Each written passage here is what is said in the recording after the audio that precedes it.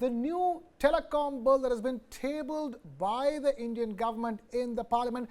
It might not have been passed as yet, but the fact that it's been tabled is important because we need to understand what this new telecom bill is all about. All the talk was around, will all the OTT platforms, Netflix, Amazon Prime and the like, will they be brought under the new telecom bill? What are the contents of this new telecom bill? Because bear in mind, the previous legislation was the Indian Telegraph Act, of course, with many amendments, but this Indian Telegraph Act alone is more than 138 years old. So this is a much needed legislation. The only question is how good is it going to be?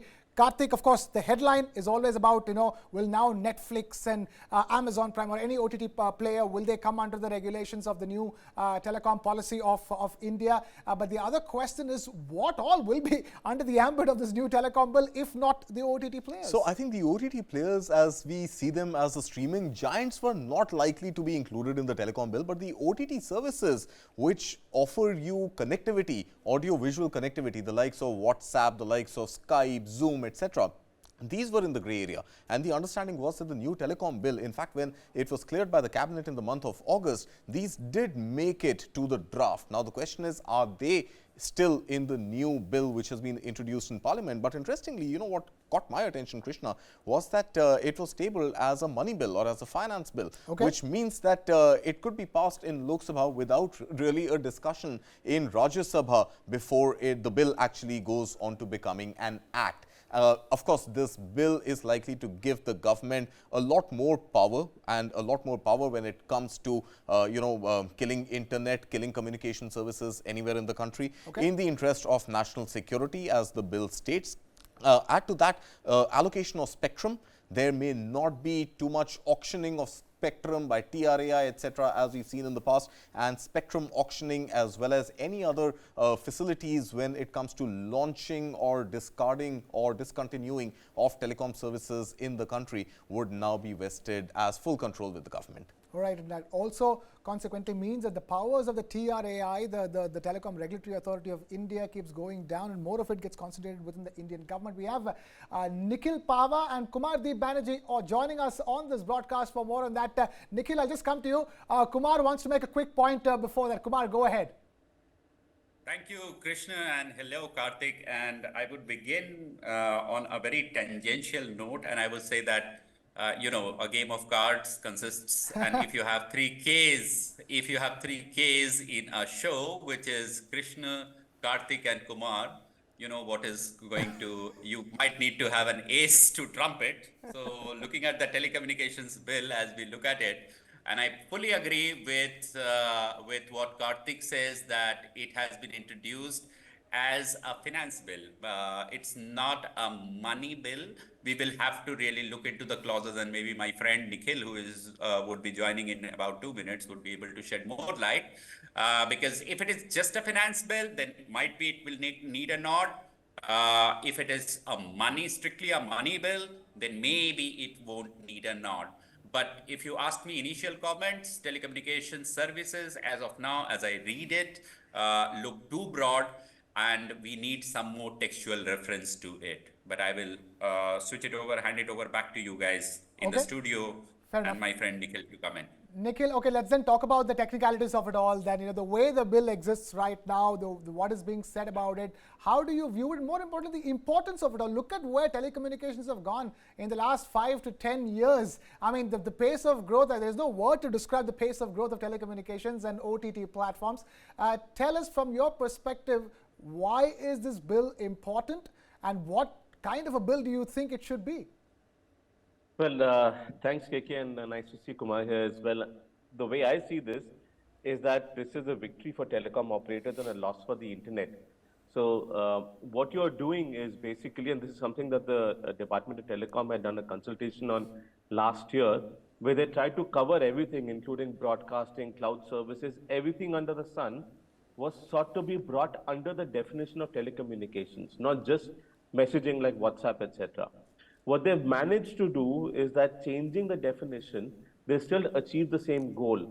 And what this means is that the role of the Department of Telecom and the Telecommunications Right. So we will reconnect with Nikhil. Nikhil, if you can hear us, I can hear you. I'm sorry. I please don't know continue. if you can hear me. Yeah, so what I'm saying is the role of the Department of Telecom is going to expand in a manner that it gains control over the internet, because what this is going to do is any data communication services, data services are going to be brought under the Department of Telecom as a telecommunication service. Now, including email, messaging, cloud services, and so just the breadth of this bill is very, very worrying, because those are internet services essentially. So this is a new red tape that's going to come in, because only those services which are being authorized will be allowed to function. So this is the way I see it is it's against an open internet market. It's against a global internet. It's against the idea of a digital India which wants everyone to participate in it, because now you'll have to go and get authorization from the Department of Telecommunication for everything.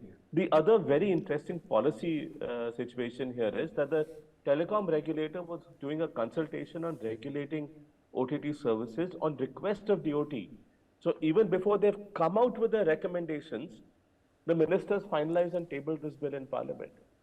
What is the role of the TRAI then? And it's really, when you've got a regulator, when you've given them a mandate to do something, why is the DOT now bypassing the regulator without its recommendations coming in? Lastly, there's a very worrying aspect of interception of messages. Now, end-to-end encrypted messages allow our communications to be private. What the bill does is it allows for the licensing framework and interception of messages, but it also allows for the government to request for a class of messages in case of not just national security issues, but also public order issues. And just the ability to snoop on conversations is going to become unfettered on messaging services as a whole. And there's already a case in the Supreme Court, so I don't think that issue is resolved yet. But I'll pause over here because there's a lot to discuss on this bill. Fair enough. Nikhil, stay with us. Kartik, the quick question before we head into a break that I want to ask you is this: what was the need for looking at a situation where TRIA has lesser powers, and the government, the power gets concentrated in the hands of the government? Was it a matter of the fact that they got spooked by all the spectrum auction scams that emerged?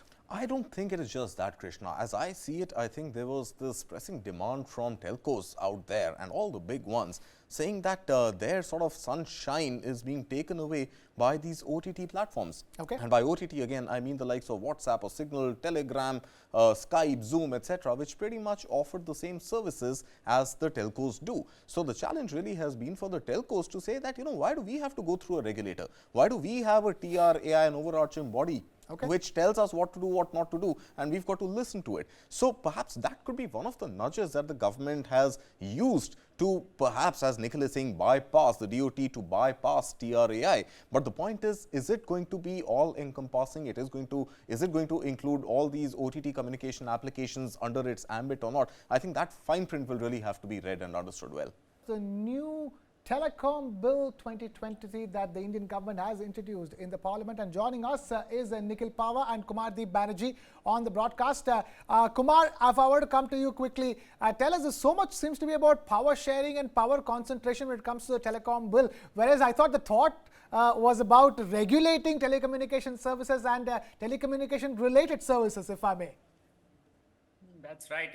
I completely agree with my friend Nikhil Pahwa, who has been talking about some of these freedoms or some of the privileges, or let's say some of the rights that have been enjoyed by many on the digital highway, or so-called the digital India or digital Bharat platforms. But many questions remain unanswered. For example, I don't know whether Nikhil has taken a look at it, but telecommunication services, according to the bill, is being defined as anything, any service which is related to telecommunications. Now, what are telecommunication services? That is left to the interpretation of the courts, if you may, at a future point of time. That is one of the critical aspects that I'm worried about, and which is why I said that the definitions are left too wide.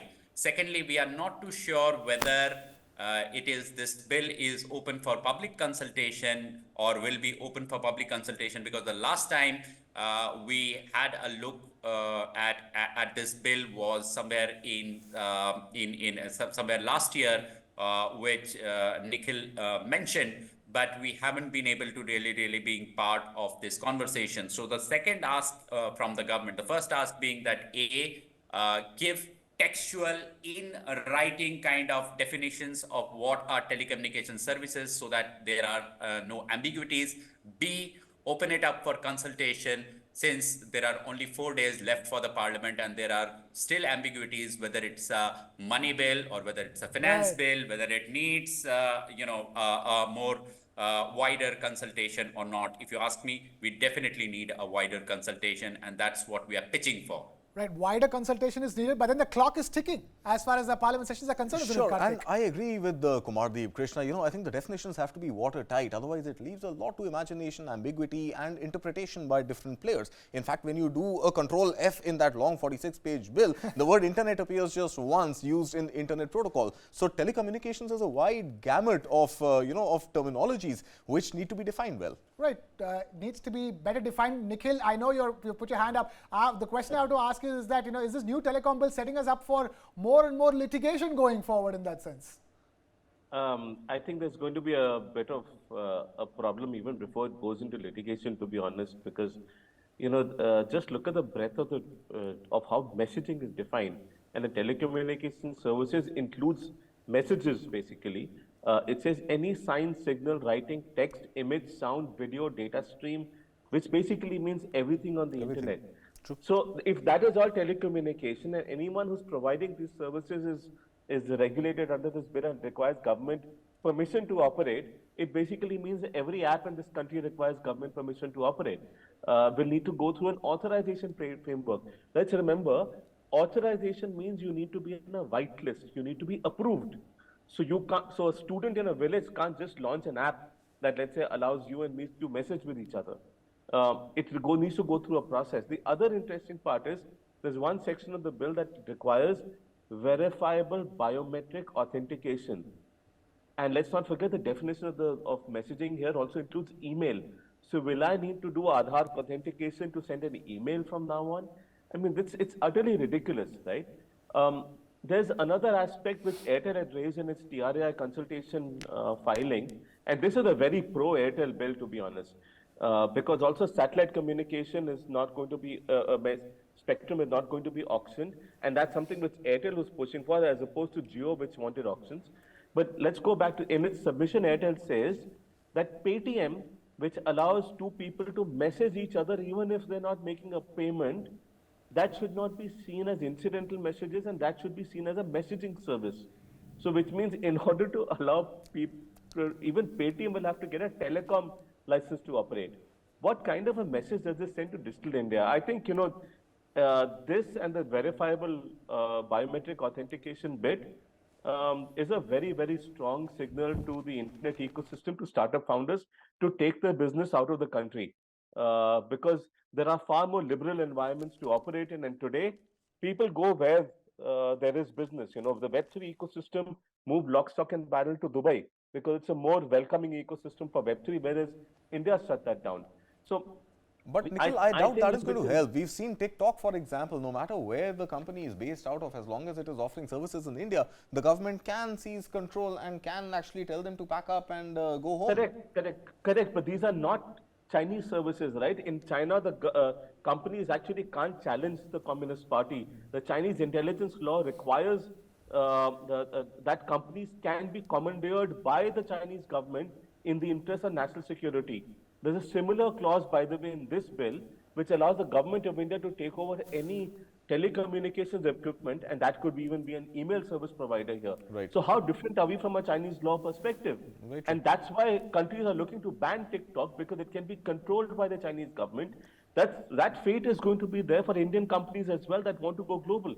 So we need to be very careful about how we're operating. We're in an open internet environment where everyone needs to be free to build the business that they want to build, compete in a global marketplace without government interference when it comes to the integrity of the platform. Here the integrity becomes suspect. Okay, the integrity becomes suspect is the word coming from Nikhil Pahwa. Nikhil Pahwa, Kumar Deep, we can continue having this conversation, and we will continue having this conversation, but for as far as this particular show is concerned, I'm afraid we've completely run out of time. Thank you, Kumar, and thank you, Nikhil, for taking time out to be with us here on Business Plus.